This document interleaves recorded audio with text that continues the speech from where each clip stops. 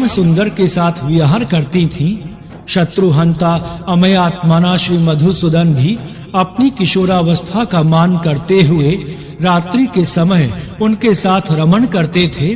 वे सर्वव्यापी ईश्वर भगवान श्री कृष्ण चंद्र गोपियों में, उनके पतियों में तथा समस्त प्राणियों में आत्म स्वरूप से वायु के समान व्याप्त थे। जिस प्रकार आकाश, अग्नि, पृथ्वी, जल, वायु और आत्मा समस्त प्राणियों में व्याप्त है, उसी प्रकार वे भी सब पदार्थों में व्यापक हैं। इस प्रकार श्री विष्णु पुराण के 5वें अंश में 13वां अध्याय संपूर्ण हुआ। जय श्री हरि। श्री विष्णु पुराण 14वां अध्याय वृषभासुर वध। श्री पराशर जी बोले, एक दिन सायंकाल के समय जब भगवान श्री कृष्ण चंद्र रास क्रीड़ा में आसक्त थे, अरिष्ट नामक एक मदोन्मत्त असुर वृषभ रूप धारण कर सबको भयभीत करता ब्रज में आया। इस अरिष्टासुर की कांति सजल जलधर के समान कृष्ण वर्ण थी। सींग अत्यंत तीक्ष्ण थे, नेत्र सूर्य के समान तेजस्वी थे और अपने खुरों की चोट से वह मानो पृथ्वी को फाड़े डालता था। वह दांत पीसता हुआ पुनः पुनः अपनी जिह्वा से होठों को चाट रहा था। उसने क्रोधवश अपनी पूंछ उठा रखी थी तथा उसके स्कंद बंधन कठोर थे। उसके ककुद अर्थात कुहान और शरीर का प्रमाण अत्यंत ऊंचा एवं दुर्लंघ्य था। पृष्ठभाग गोबर और मूत्र से लिथड़ा हुआ था तथा वह समस्त गौओं को भयभीत कर रहा था। उसके ग्रीवा अत्यंत लंबी और मुख वृक्षों के खोखले के समान अति गंभीर था। वह वृषभ रूपधारी दैत्य गौओं के गर्भों को गिराता हुआ और तपस्वियों को मारता हुआ सदा वन में विचरा करता था। तब उस अति भयानक नेत्रों वाले दैत्यों को देखकर गोप और गोपांगनाएं भयभीत होकर कृष्ण कृष्ण पुकारने लगी। उनका शब्द सुनकर श्री केशव ने घोर सिंहनाद किया और ताली बजाई। उसे सुनते ही वह श्री दामोदर की ओर फिरा। दुरात्मा वृषभासुर आगे को सींग करके तथा कृष्ण चंद्र की कुक्षी में दृष्टि लगाकर उनकी ओर दौड़ा, किंतु महाबली कृष्ण वृषभासुर को अपनी ओर आते देखकर अवहेलना से लीला पूर्वक मुस्कुराते हुए उस स्थान से विचलित न हुए। निकट आने पर श्री मधुसूदन ने उसे इस प्रकार पकड़ लिया जैसे ग्रह किसी शुद्र जीव को पकड़ लेता है, तथा सींग पकड़ने से अचल हुए उस दैत्य की कोख में घुटने से प्रहार किया। इस प्रकार सींग पकड़े हुए उस दैत्य का दर्प भंग कर भगवान ने अरिष्टासुर की ग्रीवा को गीले वस्त्र के समान मरोड़ दिया। तदंतर उसका एक सींग उखाड़कर उसी से उस पर आघात किया, जिससे वह महादैत्य मुख से रक्त वमन करता हुआ मर गया। जंभ के मरने पर जैसे देवताओं ने इंद्र की स्तुति की थी, उसी प्रकार अरिष्टासुर के मरने पर गोपगण श्री जनार्दन की प्रशंसा करने लगे। इस प्रकार श्री विष्णु पुराण के 5वें अंश में 14वां अध्याय संपूर्ण हुआ। जय श्री हरि। श्री विष्णु पुराण 15वां अध्याय। कंस का श्री कृष्ण को बुलाने के लिए अक्रूर जी को भेजना। श्री पराशर जी बोले, वृषभ रूपधारी अरिष्टासुर धेनुक और प्रलंब आदि का वध, गोवर्धन पर्वत का धारण करना, कालिय नाग का दमन, 2 विशाल वृक्षों को उखाड़ना, पूतना वध तथा शकट का उलट देना आदि अनेक लीलाएं हो जाने पर एक दिन नारद जी ने कंस को माता यशोदा और माता देवकी के गर्भ परिवर्तन से लेकर जैसा जैसा हुआ था वह सब वृतांत क्रमशः सुना दिया। देवदर्शन नारद जी से यह सब बातें सुनकर दुर्बुद्धि कंस ने वसुदेव जी के प्रति अत्यंत क्रोध प्रकट किया। उसने अत्यंत कोप से वसुदेव जी को संपूर्ण यादवों की सभा में डांटा तथा समस्त यादवों की भी निंदा की और यह कार्य विचारने लगा। ये अत्यंत बालक राम और कृष्ण जब तक पूर्ण बल प्राप्त नहीं करते तभी तक मुझे इन्हें मार देना चाहिए, क्योंकि युवा अवस्था प्राप्त होने पर तो ये अजय हो जाएंगे। मेरे यहाँ महावीरशाली चाणूर और महाबली मुष्टिक जैसे मल्ल हैं। मैं इनके साथ मल्ल युद्ध कराकर उन दोनों दुर्बुद्धियों को मरवा डालूंगा। उन्हें महान धनुर्यज्ञ के मिस से व्रज से बुलाकर ऐसे उपाय करूंगा जिससे वे नष्ट हो जाएं। उन्हें लाने के लिए मैं श्वफल्क के पुत्र यादव श्रेष्ठ शूरवीर अक्रूर जी को गोकुल भेजूंगा। साथ ही वृंदावन में विचरने वाले घोर असुर केशी को भी आज्ञा दूंगा, जिससे वह महाबली दैत्य उन्हें वहीं नष्ट कर देगा। अथवा यदि किसी प्रकार बचकर वे दोनों वसुदेव पुत्र गोप मेरे पास आ भी गए तो उन्हें मेरा कुबलाया पेड़ हाथी मार डालेगा। श्री पराशर जी बोले, ऐसा सोचकर उस दुष्टात्मा कंस ने वीरवर राम और कृष्ण को मारने का निश्चय कर अक्रूर जी से कहा। कंस बोला, हे दानपते, मेरी प्रसन्नता के लिए आप मेरी एक बात स्वीकार कर लीजिए। यहाँ से रथ पर चढ़कर आप नंद के गोकुल को जाइए। वहाँ वसुदेव के विष्णु अंश से उत्पन्न 2 पुत्र हैं। मेरे नाश के लिए उत्पन्न हुए वे दुष्ट बालक वहाँ पोषित हो रहे हैं। मेरे यहाँ चतुर्दशी को धनुष यज्ञ होने वाला है, अतः आप वहाँ जाकर उन्हें मल्ल युद्ध के लिए ले आइए। मेरे चाणूर और मुष्टिक नामक मल्ल युगम युद्ध में अति कुशल हैं। उस धनुर्यज्ञ के दिन उन दोनों के साथ मेरे इन पहलवानों का द्वंद्व युद्ध यहाँ सब लोग देखें। अथवा महावत से प्रेरित हुआ कुवलाय पीड़ नामक गजराज उन दोनों दुष्ट वसुदेव पुत्र बालकों को नष्ट कर देगा। इस प्रकार उन्हें मारकर मैं दुर्मति वसुदेव, नंद गोप और इस अपने मंदमती पिता उग्रसेन को भी मार डालूंगा।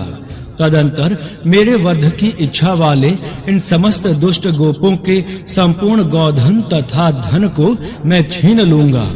हे दानपते, आपके अतिरिक्त ये सभी यादवगण मुझसे द्वेष करते हैं, अतः मैं क्रमशः इन सभी को नष्ट करने का प्रयत्न करूंगा।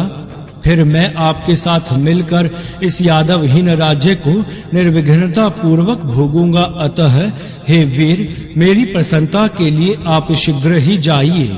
आप गोकुल में पहुंचकर गोप गणों से इस प्रकार कहें, जिससे वे महिष्य अर्थात भैंस के घृत और दधी आदि उपहारों के सहित शीघ्र ही यहाँ आ जाएं।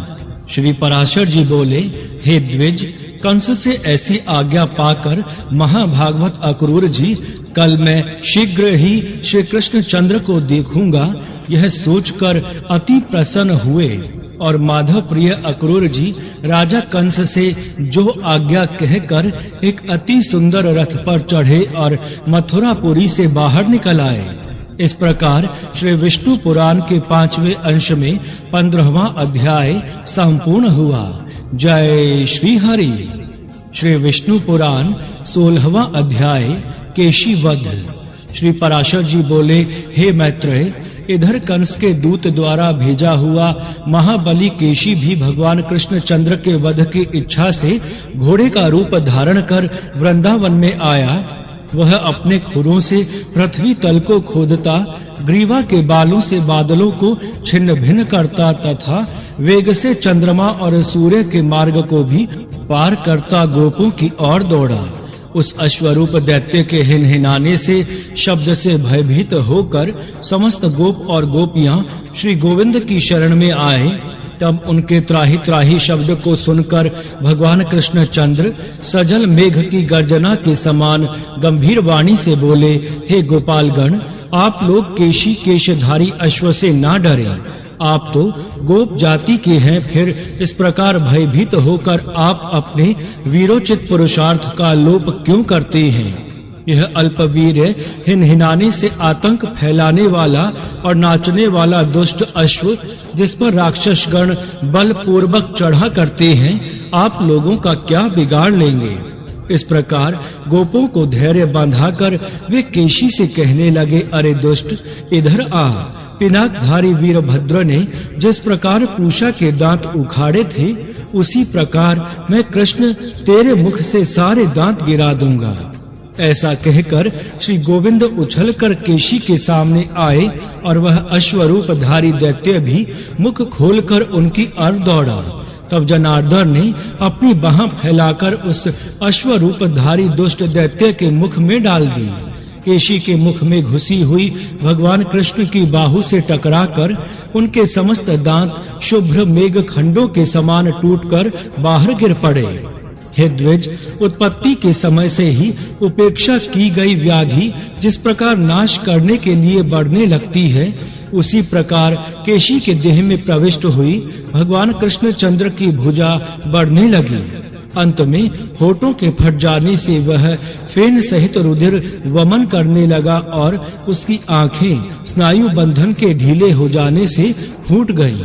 तब वह मल मूत्र छोड़ता हुआ पृथ्वी पर पैर पटकने लगा। उसका शरीर पसीने से भरकर ठंडा पड़ गया और वह निश्चेष्ट हो गया। इस प्रकार श्री कृष्ण चंद्र की भुजा से जिसके मुख का विशाल रंध्र फैलाया गया है, वह महान असुर मरकर वज्रपात से गिरे हुए वृक्ष के समान दो खंड होकर पृथ्वी पर गिर पड़ा। केशी के शरीर के वे दोनों खंड, दो पांव, आधी पीठ, आधी पूंछ तथा एक-एक कान, आंख और नासिकारंध्र के सहित सुशोभित हुए। इस प्रकार केशी को मारकर प्रसन्न चित्त ग्वाल बालों से घिरे हुए भगवान श्री कृष्ण चंद्र बिना श्रम के स्वस्थ चित्त से हंसते हुए वहीं खड़े रहे। केशी के मारे जाने से विस्मित हुए गोप और गोपियों ने अनुरागवश अत्यंत मनोहर लगने वाले कमल नयन श्री श्याम सुंदर की स्तुति की। हे विप्र, उसे मरा देखकर मेघ पटल में छिपे हुए श्री नारद जी हर्षित चित्त से कहने लगे, हे जगन्नाथ, हे अच्युत, आप धन्य हैं, धन्य हैं। आह, आपने देवताओं को दुख पहुंचाने वाले इस केशी को लीला से ही मार डाला। मैं मनुष्य और अश्व के इस पहले और कहीं न होने वाले युद्ध को देखने के लिए ही अत्यंत उत्कंठित होकर स्वर्ग से यहाँ आया था। हे मधुसूदन, आपने अपने इस अवतार में जो कर्म किए हैं, उनसे मेरा चित्त अत्यंत विस्मित और संतुष्ट हो रहा है। हे कृष्ण, जिस समय यह अश्व अपनी सटाओं को हिलाता और हिंसता हुआ आकाश की ओर देखता था, तो इससे संपूर्ण देवगण और इंद्र भी डर जाते थे। हे जनार्दन, आपने इस दुष्टात्मा केशी को मारा है, इसीलिए आप लोग में केशव नाम से विख्यात होंगे। हे केशी निषूदन, आपका कल्याण हो। अब मैं जाता हूँ। परसों कंस के साथ आपका युद्ध होने के समय मैं फिर आऊंगा। हे पृथ्वीधर, अनुगामियों सहित उग्रसेन के पुत्र कंस के मारे जाने पर आप पृथ्वी का भार उतार देंगे। हे जनार्दन, उस समय मैं अनेक राजाओं के साथ आप आयुष्मान पुरुष के किए हुए अनेक प्रकार के युद्ध देखूंगा। हे गोविंद, अब मैं जाना चाहता हूँ। आपने देवताओं का बहुत बड़ा कार्य किया है। आप सभी कुछ जानते हैं, मैं अधिक क्या कहूँ। आपका मंगल हो, मैं जाता हूँ। तदंतर नारद जी के चले जाने पर गोपगण से सम्मानित होकर गोपियों के नेत्रों के एकमात्र दृश्य श्री कृष्ण चंद्र ने ग्वाल बालों के साथ गोकुल में प्रवेश किया। इस प्रकार श्री विष्णु पुराण के 5वें अंश में 16वां अध्याय संपूर्ण हुआ। जय श्री हरि। श्री विष्णु पुराण 17वां अध्याय, अक्रूर जी की गोकुल यात्रा। श्री पराशर जी बोले, अक्रूर जी भी तुरंत ही मथुरापुरी से निकलकर श्री कृष्ण दर्शन की लालसा से एक शीघ्रगामी रथ द्वारा नंद जी के गोकुल को चले। अक्रूर जी सोचने लगे, आज मुझ जैसा बड़भागी और कोई नहीं है, क्योंकि अपने अंश से अवतीर्ण चक्रधारी श्री भगवान विष्णु का मुख मैं अपने नेत्रों से देखूंगा। आज मेरा जन्म सफल हो गया। आज की रात्रि अवश्य सुंदर प्रभात वाली थी, जिससे कि मैं आज खिले हुए कमल के समान नेत्र वाले श्री भगवान विष्णु के मुख का दर्शन करूंगा। प्रभु का जो संकल्पमय मुखारविंद स्मरण मात्र से पुरुषों के पापों को दूर कर देता है, आज मैं भगवान विष्णु के उसी कमल नयन मुख को देखूंगा, जिससे संपूर्ण वेद और वेदांगों की उत्पत्ति हुई है। आज मैं संपूर्ण तेजस्वियों के परम आश्रय उसी भगवत मुखारविंद का दर्शन करूंगा। समस्त पुरुषों के द्वारा यज्ञों में जिन अखिल विश्व के आधारभूत पुरुषोत्तम का यज्ञ पुरुष से यजन पूजन किया जाता है, आज मैं उन्हीं जगतपति का दर्शन करूंगा जिनका 100 यज्ञों से यजन करके इंद्र ने देवराज पदवी प्राप्त की है। आज मैं उन्हीं अनादि और अनंत केशव का दर्शन करूंगा जिनके स्वरूप को भगवान ब्रह्मा, इंद्र, रुद्र, अश्वनी कुमार, वसुगण, आदित्य और मरुदगण आदि कोई भी नहीं जानते। आज वे ही हरि मेरे नेत्रों के विषय होंगे जो सर्वात्मा, सर्वज्ञ, सर्वस्वरूप और सर्वभूतों में अवस्थित हैं तथा जो अचिंत्य, अव्यय और सर्वव्यापक हैं। अहो, आज स्वयं वे ही मेरे साथ बातें करेंगे। जिन अजन्मा ने मत्स्य, कुर्म, वराह, हयग्रीव और नरसिंह आदि रूप धारण कर जगत की रक्षा की है, आज वे ही मुझसे वार्तालाप करेंगे।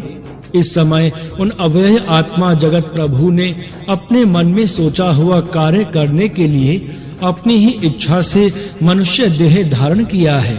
जो अनंत शेष जी अपने मस्तक पर रखी हुई पृथ्वी को धारण करते हैं, संसार के हित के लिए अवतीर्ण हुए हैं, वे ही आज मुझसे अक्रूर कहकर बोलेंगे। जिनके इस पिता, पुत्र, सुहृद, भ्राता, माता और बंधु रूपिणी माया को पार करने में संसार सर्वथा असमर्थ है, उन मायापति को बारंबार नमस्कार है। जिनमें हृदय को लगा देने से पुरुष इस योग माया रूप विस्तृत अविद्या को पार कर जाता है, उन विद्या स्वरूप श्री हरि को नमस्कार है। जिन्हें याज्ञिक लोग यज्ञ पुरुष अर्थात सात्वत, यादव अथवा भगवत भक्त गण, वासुदेव और वेदांत वेता भगवान विष्णु कहते हैं, उन्हें बारंबार नमस्कार है।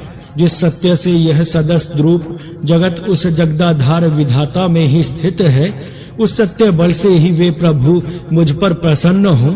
जिनके स्मरण मात्र से पुरुष सर्वथा कल्याण पात्र हो जाता है, मैं सर्वदा उन अजन्मा हरि की शरण में प्राप्त होता हूँ। श्री पराशर जी बोले, हे मैत्रेय जी, भक्ति विनम्र चित्त अक्रूर जी इस प्रकार भगवान श्री विष्णु का चिंतन करते करते कुछ सूर्य रहते ही गोकुल में प्रवेश कर गए। वहां पहुंचने पर पहले उन्होंने खिले हुए नील कमल की सी कांति वाले भगवान श्री कृष्ण चंद्र की गौओं के दोहन स्थान में बछड़ों के बीच विराजमान देखा, जिनके नेत्र खिले हुए कमल के समान थे। वक्षस्थल में श्री वत्सः चिन्ह सुशोभित था, भुजाएं लंबी लंबी थी, वक्षस्थल विशाल और ऊंचा था तथा नासिका उन्नत थी। जो सविलास हास युक्त मनोहर मुखारविंद से सुशोभित था तथा उन्नत और रक्त नख युक्त चरणों से पृथ्वी पर विराजमान थे।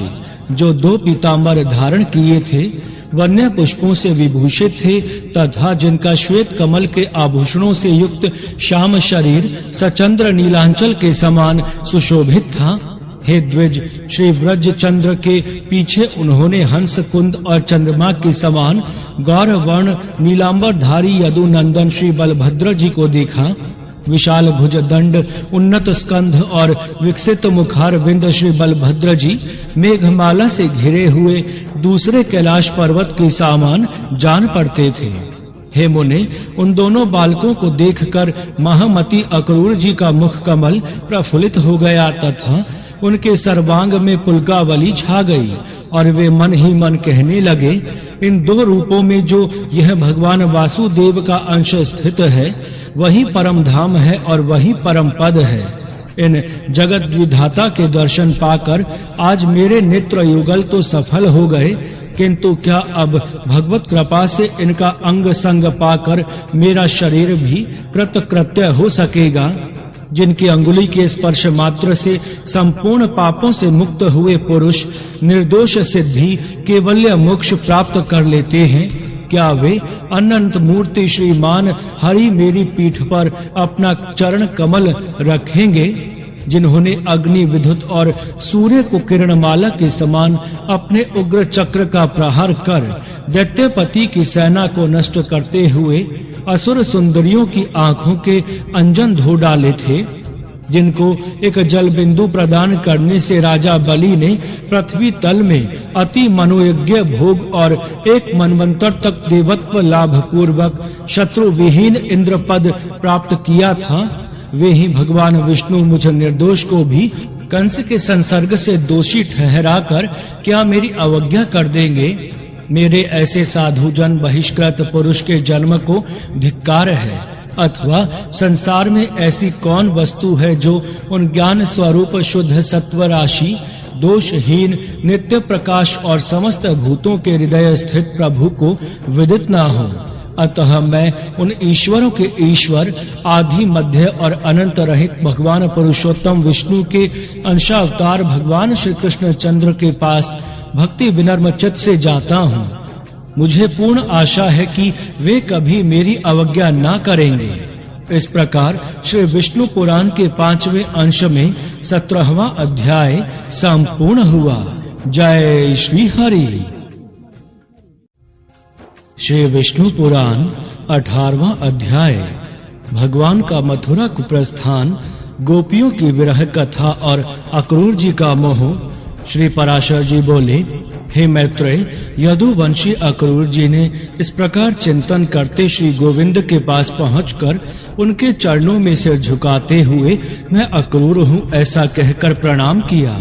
भगवान ने भी अपने ध्वजा वज्र पद्मांकित कर कमलों से उन्हें स्पर्श कर और प्रीति पूर्वक अपनी ओर खींचकर गाढ़ आलिंगन किया।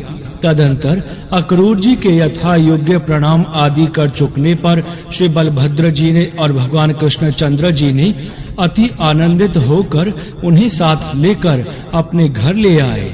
फिर उनके द्वारा सत्कृत होकर यथा योग्य भोजन आदि कर चुकने पर अक्रूर जी ने उनसे वह संपूर्ण वृतांत कहना आरंभ किया, जैसे कि दुरात्मा दानव कंस ने आनक दुदुम्भी वसुदेव जी और देवी देवकी को डांटा था।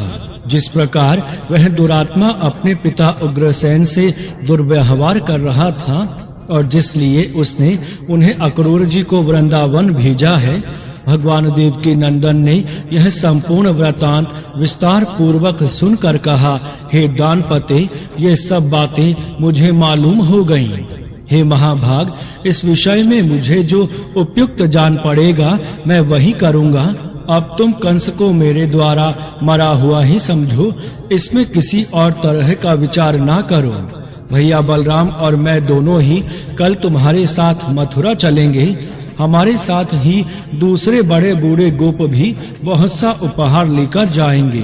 हे वीर, आप यह रात्रि सुख पूर्वक बिताइए, किसी प्रकार की चिंता ना कीजिए। 3 रात्रि के भीतर मैं कंस को उनके अनुचरों सहित अवश्य मार डालूंगा। श्री पराशर जी बोले, तदंतर अक्रूर जी, भगवान श्री कृष्ण चंद्र और बलराम जी संपूर्ण गोपों को कंस की आज्ञा सुना नंद गोप के घर सो गए। दूसरे दिन निर्मल प्रभात काल होते ही महातेजस्वी राम और कृष्ण को अक्रूर जी के साथ मथुरा चलने की तैयारी करते देखकर जिनकी भुजाओं के कंकण ढीले हो गए, वे गोपियां नेत्रों में आंसू भरकर तथा आर्त दुखार्त होकर दीर्घ निश्वास छोड़ती हुई परस्पर कहने लगी, अब मथुरापुरी जाकर श्री कृष्णचंद्र फिर गोकुल में क्यों आने लगे? क्योंकि वहाँ तो ये अपने कानों से नगर नारियों के मधुर आलाप रूप मधु का ही पान करेंगे। नगर की विदग्ध वनिताओं के विलास युक्त वचनों के रसपान में आसक्त होकर फिर इनका चित्त गंवारी गोपियों की ओर क्यों जाने लगा? आज निर्दय दुरात्मा विधाता ने समस्त ब्रज के सारभूत सर्वस्व स्वरूप श्री हरि को हरकर हम गोप नारियों पर घोर आघात किया है। नगर की नारियों में भावपूर्ण मुस्कानमयी बोली, विलास ललित गति और कटाक्षपूर्ण चितवन की स्वभाव से ही अधिकता होती है। उनके विलास बंधनों से बंधकर यह ग्राम्य हरि फिर किस युक्ति से तुम्हारे और हमारे पास आवेगा? देखो देखो, क्रूर एवं निर्दयी अक्रूर के बहकाने में आकर ये कृष्णचंद्र रथ पर चढ़े हुए मथुरा जा रहे हैं। यह नृशंस अक्रूर क्या अनुरागी जनों के हृदयों का भाव तनिक भी नहीं जानता, जो यह इस प्रकार हमारे नयनानंद वर्धन नंद नंदन को अन्यत्र लिए जाता है। देखो, यह अत्यंत निठुर गोविंद राम के साथ रथ पर चढ़कर जा रहे हैं। अरे इन्हें रोकने में शीघ्रता करो। इस पर गुरुजनों के सामने ऐसा करने में असमर्थता प्रकट करने वाली किसी गोपी को लक्ष्य करके उसने फिर कहा, अरे तू यह क्या कर रही है कि अपने गुरुजनों के सामने हम ऐसा नहीं कर सकती। भला अब विरहाग्नि से भस्मीभूत हुई हम लोगों का गुरुजन क्या करेंगे।